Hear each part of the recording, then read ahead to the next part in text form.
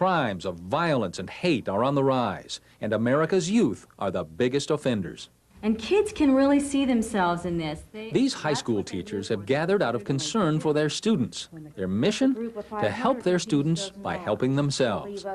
This is the Jefferson Ethics Institute, an intensive course that gives teachers the chance to consider what it means to be a good person and to live a good life. This Ethics Institute grew out of a dissatisfaction with the state of, for want of a better term, the teacher's moral authority in the classroom. Things seem to be out of control, and students don't have any moral compass anymore. Co-directors Bernie Glaze and Carolyn Geekin say they've noticed a deterioration among the student population, not in academic performance, but in moral performance. Teachers historically, since the time of the Greeks and earlier, have two jobs. They are to make their students smart, and they're also to help them to be good.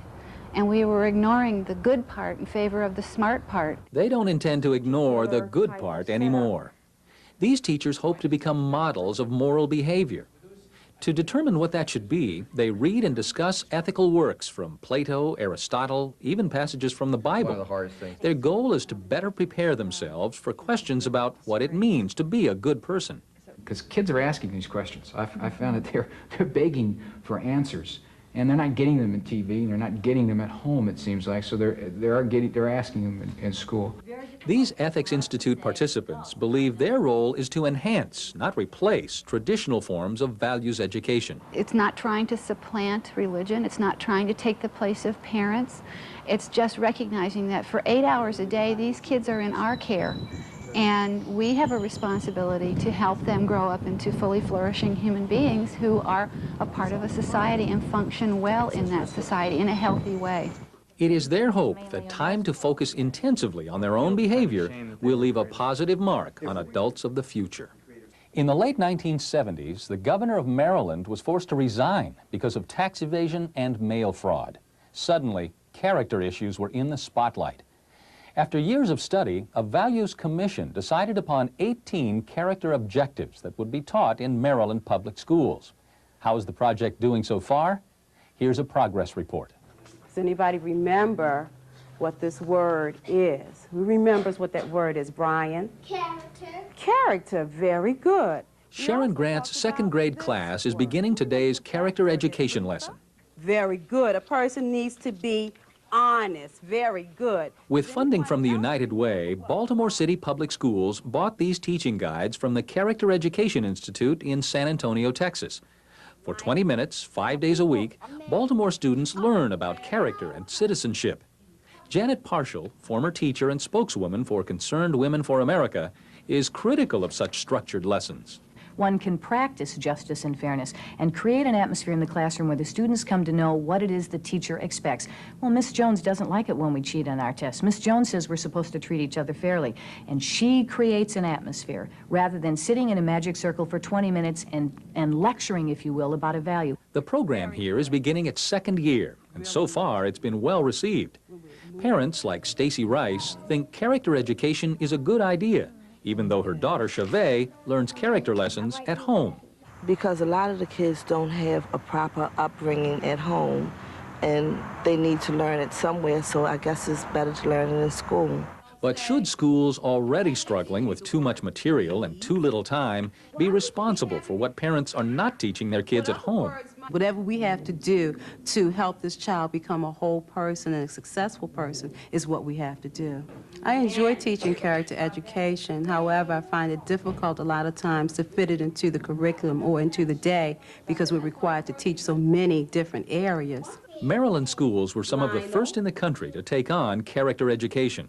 The program's pioneers decided to call the instruction Character and Citizenship to avoid conflict in the community. Quite frankly, when we did this back in the mid-'80s, we were attempting to avoid the red flag of the word values, because people's natural reaction was, whose values? In this case, the values of Maryland citizens. A state values commission representing parents, teachers, administrators, and community groups agreed that 18 character traits should be taught in public schools. Patriotism, respect for all people, property, and the Constitution, self-esteem, personal integrity, and compassion are a few.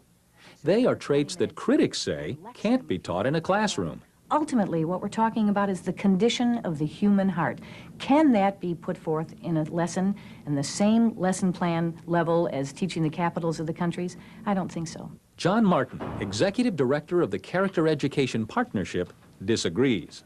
Well, first of all, we do know from experience that character is not something that emerges without giving attention to it.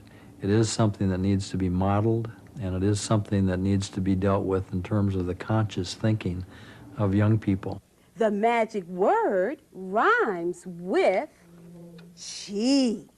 We have to stop and remember that at the end of the day, that baby goes home to somebody else. That's somebody else's child. And as much as I want to get in and shape that child's heart and his mind, there is a line at which I may not cross. What about the kids? What message are they getting about good character? Good character means you could teach one another and respect everybody. It's too early for real numbers, but administrators at Northwood Elementary say they've noticed some improvement. We've seen an increase in the respect that they have for one another, and we've seen a decrease in the number of student conflicts. But what about the ultimate goal of character education? Can it build a kinder, gentler nation? We think beyond a doubt that a broad character education movement in this nation can make a significant difference and make us a much more caring society. Do you think character education is the key to a much more caring society? If your answer is yes, you may be interested in starting a character education program in your school.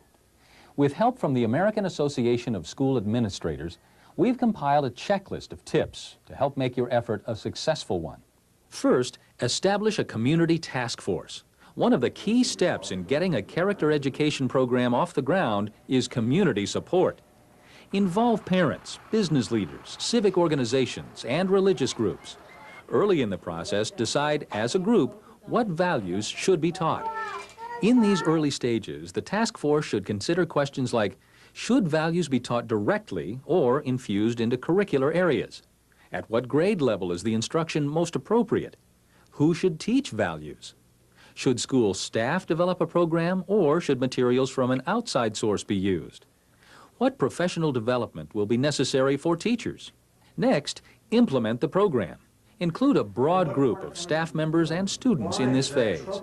When you include those most affected by the program, you encourage a sense of ownership in the project. Evaluate the program. There are some indicators that will help determine the program's success. A change in the number of discipline problems, the number of incidents of vandalism, drug and alcohol use, reports from parents and teachers, and surveys of student attitudes. Finally, implement a communications program to get the word out. Include articles about your character education program in school publications or local newsletters. Look for opportunities to speak during meetings of civic organizations so you can present the curriculum to the community. Parents and other citizens should know what values your school is promoting. The more everybody knows about the program, the more likely they are to support it. Theodore Roosevelt once said, "To educate a person in mind and not in morals is to educate a menace to society." His statement may not be an exaggeration anymore. The United States is now the most violent of all industrialized nations. Can schools be the key to improving the character of our nation's children?